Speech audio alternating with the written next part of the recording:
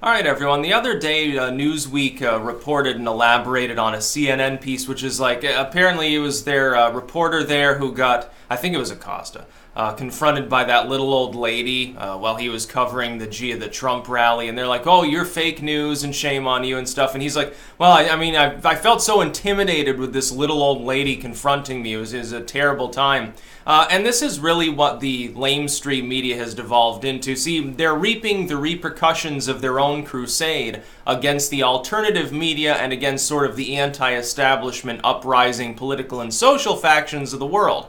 What happened is that they started defaming, they started haranguing, they started telling a bunch of lies, and they started not so openly, but in a way, encouraging violence. Well, maybe it's sort of justified. This person's like really fringe, really an extremist, blah, blah, blah.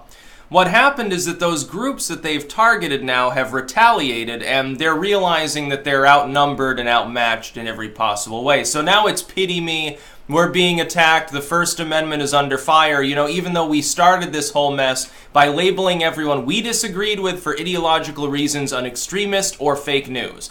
That's essentially what this is about. CNN's ratings have tanked. They've tanked by a significant margin. They're hemorrhaging money. They're going to eventually probably have to cut some of their workforce, and they're seeking to tell their remaining fans, hey, it's not our fault, we're under attack by other people. No, we're certainly not the ones who attacked a bunch of other people during the election. We're certainly not the ones who threatened to dox a kid over an animated image that time. We're certainly not the people who lie up front and to the face of our entire audience with regards to WikiLeaks. We're certainly not the ones who defame other people on a regular basis along with dozens of other lamestream outlets. It's like my tangle with BuzzFeed there. I was defamed by them when their claim in their article about me, in part about me, simply is not true. It's demonstrably false. It's probably capable of being sued for, but it's like, BuzzFeed has 2 readers, so who gives a fuck? Wall Street Journal. Remember when they attacked PewDiePie? It's like, hey, here's this independent content creator. We create, and our parent company creates entertainment and infotainment. He's a competitor, basically. Let's defame him, see what happens. They get him kicked off of some of YouTube's programs. Now he's become more powerful than ever, to the point where people look at him as sort of a political symbol too, which I'm not sure is completely apt, but it's funny anyway. They've failed completely. They're worried about political violence while spawning political violence when irresponsible so-called reporters and so-called journalists defame other people and suggest that there is a large parcel of the entire American or world public that is irredeemable or deplorable, or that they are bigoted, extremist, and wrong, despite the fact that you have no tangible evidence of any of these statuses and they're simply giving a political opinion. You yourselves are causing a toxic situation in which political violence may erupt. Now, somebody like me can say, I condemn all political violence, but I wouldn't be surprised to see it towards you or towards anyone else because of what CNN has done, because of what Newsweek has done, because of what all of these outlets have done. The alt media didn't up and say, well, we're going to tell our fans, yeah, you should probably do something about these fake news outlets. Just shout them down and throw rocks and that's never happened. But these groups have done things to that effect. They defame people. What happens? What do you think happens to a person? Their overall level of safety. Not necessarily in all cases, but in general. Are they more safe if they're just known as, hey, to my audience, I read this out and talk about some issues and, I analyze things, make political predictions? Or do you think that they become a little bit less safe when a mainstream so-called journalistic outlet whose fans take everything they say seriously and literally when they call you a Nazi, or they call you a bigot, or an extremist, or you're far left? Happened to people there too. Oh, this person here is like a total commie. Well, same thing. And this happened in prior moral panics too. It happened during the Red Scare. Someone gets labeled a possible communist, all of a sudden, the work offers may dry up a little bit. Somebody might start following them a little bit. People are looking sideways, making sure to see what you're doing, because you've gotten that label from groups that were trusted at the time. Now, it turned out that that label more often than not was totally fucking false.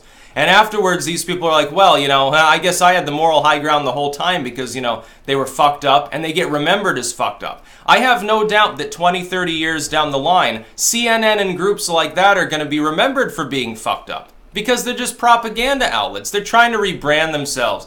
It's like Gillibrand is trying to do that. That'll be the main story of the day because I can see right through it. The establishment's trying to rebrand itself now. First they said, they mocked, like the alt media, they mocked Trump as well, remember? That's all they did when he first started running. They're like, oh, he has no chance, it's never happened. Then they got taken by surprise. Well, the alt media is like, yeah, he'll probably win. He'll probably become the next president. And they feel really bad about that. But they also mocked the alternative media and alternative entertainment. They never took a bunch of YouTubers or bloggers seriously. They never took seriously the concept that a person can make a 7-figure salary because they have a powerful Twitter handle or something. But they can. Hey, buy my new Teespring hats or something. They're like, oh, I sold 1,000 units last month. It's pretty funny. And they're really jealous, and they're really angry, and they're dying off, and that's why they keep attacking people. But for them to worry about the political violence that they themselves help to foment by creating such a hyper-partisan situation is laughable. You're just a bunch of propagandists, and look, I'm not going to feel sorry for some reporter. Look, I don't believe in political violence in any way, shape, or form. But if it does happen, I'm like, what the fuck do you expect, dude? You're constantly attacking people with massive audiences, including the president, who you defame constantly as well. You don't report fairly, and in some cases, some of these outlets even admit to it. The LA Times a couple days ago, I spoke about this. They came out with an article saying, yeah, reporting on Trump's totally fucking lopsided. There's no comparison with any other period in U.S. history. Obama got treated better, Bush got treated better even in his darkest hour. It's never happened in modern U.S. history before. But it's okay. It's okay because Trump is beyond redemption. He's an evil, sexist, racist pig, so it's okay. You know, begging the question, basically. Saying, well, we've claimed that he's all these things, therefore that exonerates us in our continued propaganda and diatribe. What do you expect?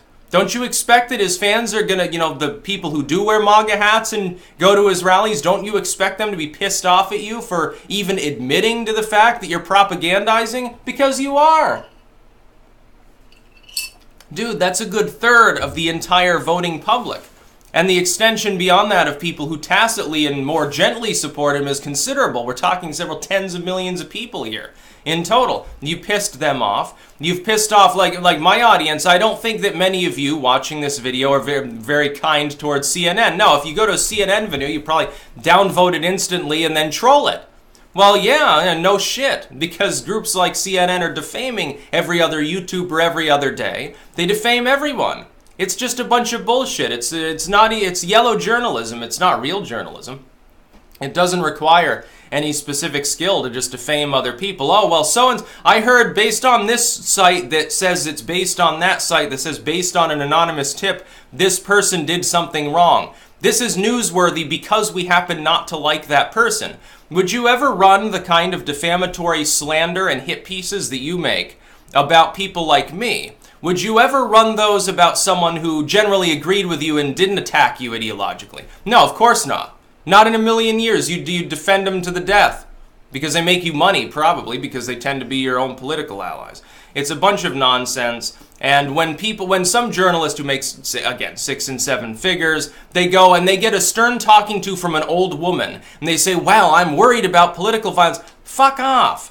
That's not political violence. You being called out in a public space where you're reporting, you being called fake news, which in some cases you and your outlet are, is not political violence. It's not even intimidation. What you do when you try to silence and deplatform people on a daily basis, all of your outlets, that is political intimidation.